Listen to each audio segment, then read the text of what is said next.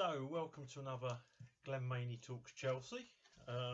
Thanks for watching. If you haven't subscribed yet, if you could subscribe, that would be brilliant. Helps me algorithm. I think it's algorithm, logarithm, something like that helps. But if you like watching these, then fire away. So yesterday, Southampton won, Chelsea won in the English Premier League, and team started off Mendy in goal. Reece James and Alonso playing as wing backs. The three centre halves were Aspie, Zuma and Rudiger. We had Kante and Kova, just sort of that double number 6 sort of role. In front of them we had Mount, and up front we had Burner and Abraham. Now, not a lot more I can say than what Tuchel said in his post-match interview. For the first 80% of the pitch, defending was well, a bit dodgy around the goal, and there were a couple of other dodgy bits that Tuchel didn't mention. But on the whole, the concentration wasn't as bad as it has been. You know, I remember a couple of times under Frank, he must have been pulling his hair out. But what I thought was, you know, under Frank, I think he got let down by the finishing. I think if we could finish, we would have, well, we'd be a dead cert for the top 4, an absolute dead cert, and Frank Lampard would still be in a job. But our finishing is woeful. And it's not just the finishing; it's the actual last ball, the decision where to play it. The amount of times yesterday it got just lashed across towards the keeper and the near post when there was a Chelsea player waiting if the ball had been cut back. I actually lost count at that time of how many times that happened. Used to happen a lot under Frank. It's bad decision making. It is actually a lack of quality in that. Yeah, decision making is part of your quality. You know, when you look at players like Messi and look at anyone really that can play a pass. Look at Cess. Used to have Cess. Is big. Obviously, he could wait a pass, and he was a great passer. But it was the foresight to see where a player could run, to play it into space where he knew someone would be running. Players like that, you know, they're hard to come by. But we've got the problem is that we haven't really, Mason aside, got anyone that's got the foresight to play that ball, and when they do play that ball, there's no one with a foresight to be on the end of it. So I think it's becoming apparent that we need a top class forward, and probably, I don't know. There's so much quality in that side. We shouldn't really need someone that we shouldn't really need another Cesc Fabregas, should we? But then again, how many sides would say no to a Cesc Fabregas? So yeah, that was the story of the game yesterday. Their goal, which by the way, what a finish. I tell you what, that was a world-class finish by Minamino. But again, everyone was on Zuma's case yesterday. I've watched it time and time again now. There's a few players who were at fault there. Reece James again leaves his man. I don't know where his mind is. I think he just ball watches at times. I mean, he's a young lad. He's going to learn. But I thought he'd put that right. But yesterday he was ball watching again. Aspie maybe could have gone, and yeah, Zuma, who was getting pelt, was probably the least responsible, the least tried to get back, but a great finish. Yeah, a few times I've got down there that Reece left his man basically. Same with Alonso. Alonso yesterday defensively was very, very poor. Not that great going forward. Good effort, good volley.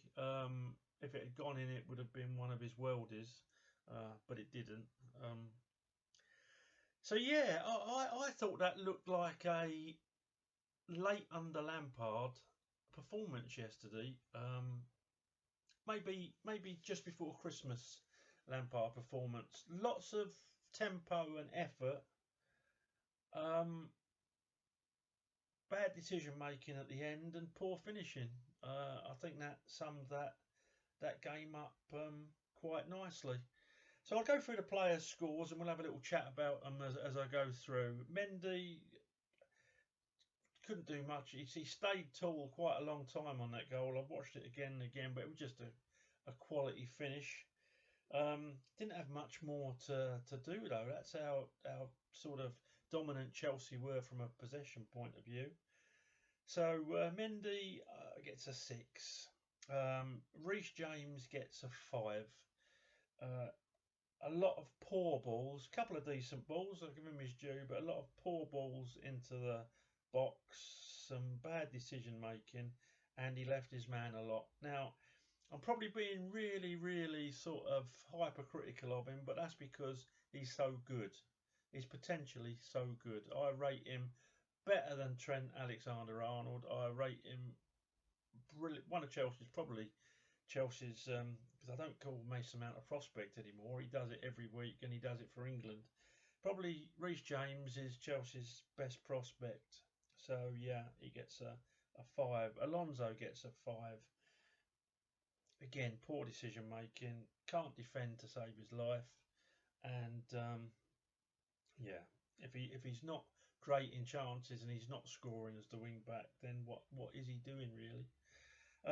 Aspie was a couple of times uncharacteristically left his man. Couple of good blocks though, and pretty steady. He's going to get a 6 from me.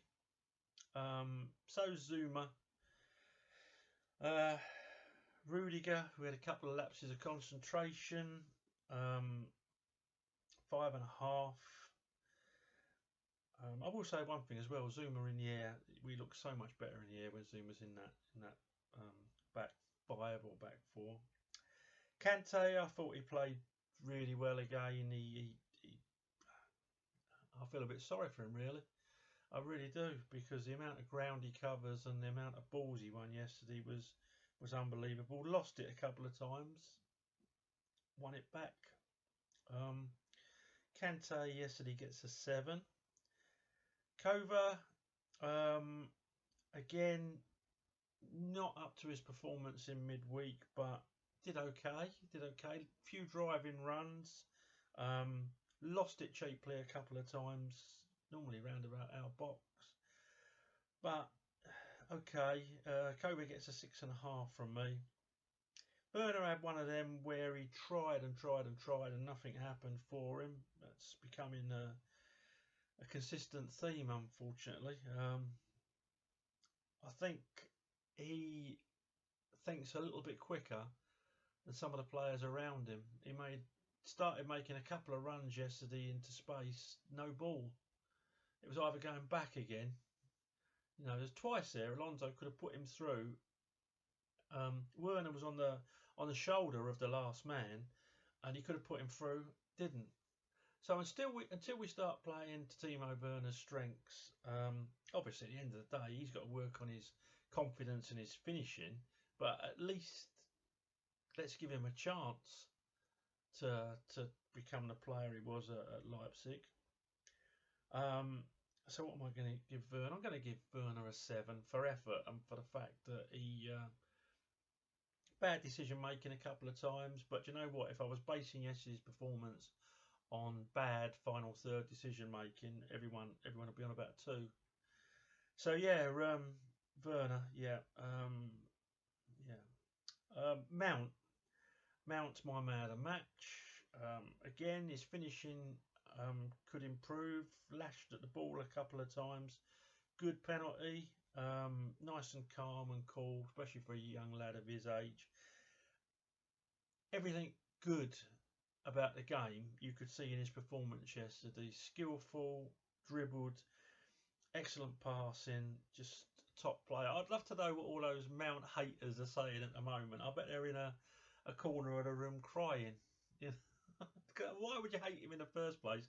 Why would you not support a young lad playing for your club? But secondly, you know, the amount of hate that young man got, oh dear. And he is a top player. And I'll tell you what, if he carries on improving, I mean, what is he now, 20, 21? If he carries on improving, you're probably going to be looking at world class, because the lad's got everything. I think we've seen this last couple of weeks individual skill that I personally didn't think he had. Different doing it in the development squad to what it is out there, eventually in front of 50,000 people. But yeah, no, excellent again. Got to work on his finishing. Tammy Abraham, what was that? What was that? Someone said to me yesterday, oh, he was carrying an injury. Well, Tammy, if you're carrying an injury, you've got to be honest with yourself, the team. I blame the doctors as well, and I blame the manager for putting you out there if you're carrying an injury, because you shouldn't have been playing. But an injury will stop you sprinting from the back of their last man. It will stop you in a race with one of the defenders. It will stop you probably running into space. It won't make you stand offside. It won't make you stand offside when you actually look along the line. Well, that's what you appear to do anyway. You actually look along the line. 3 times yesterday, loads of times this season, you actually look and still stand offside or run offside. Run's pushing a point yesterday, amble offside. You know, I'm sorry, you're a young lad, I don't mean to have a go at you, but you know, you've played for England. Surely you know the offside law. Surely in training you work on, as a ball's being kicked, you run back a yard. You haven't got to run. You can just go on one leg and then go. I was fuming yesterday watching Tammy Abraham's performance. Laboured, didn't hold the ball up well. No reason really for him to be out there. Could have had me out there. Could have had me or some of the guys that watch this. We'd have been as much use. So anyway, Calum Hudson-Odoi came on, and now the big controversy. Now, the 2 or 3 of you that watch these videos know I have said for ages, when William was getting a load and load of stick, which he still is, when he was getting loads and loads of stick, I said, yeah, sometimes his last ball lets him down, but no one really gives him credit for the amount of defensive work that he does. And he did loads for Chelsea, and he still does loads for Arsenal. Not as much. I think he just thought one last paycheck. But at Chelsea, his defensive work was unbelievable. Now, Calum Hudson-Odoi, I have said, and don't get me wrong, the last 2 or 3 games he's played under Tuchel, he's proved me wrong. I've seen it waning a bit since the first game, but he would get back. If he lost the ball, he'd get back. If we lose possession, he gets back. And that means, obviously, that if Reece James gets caught out, we've got someone behind him. Or we've got someone who will get back and leave Reece to take a man if they've got an extra man over. And he was doing that. The first game under Tuchel, I just thought I was watching a different player. Yesterday, he didn't do it at all. Watch the game again. Didn't do it at all. Not one run. Lost the ball. Boy, you handle that, lads. And so going forward yesterday, he made a big difference. He made a big difference because he was decisive. Again, one ball he lashed across towards the front post when we had a player running in, and if he'd learned to look up, he probably would have seen. He probably would have seen. I'm trying to think who it was on the edge. Could have been Mount or Cover. Well, if it was Cover, it don't matter, does it? Be over the stand. But anyway, he could have passed it back, but he didn't. But he had a lot more pace, a lot more aggression. Really wanted to get to the byline and get that ball across. So he made a hell of an improvement, I thought. Just my opinion. All this is just my opinion. But when we lost the ball, you might as well have me there, puffing and panting, coughing your guts up, having nearly a heart attack. But at least I'd have got back 20 yards. Give me an hour. But Calum, fit young man, England international, decided, not for me. I've lost the ball. I'll walk back. So when he got taken off, and the commentator was saying, "Oh, it's maybe an injury," I thought, I bet it's not.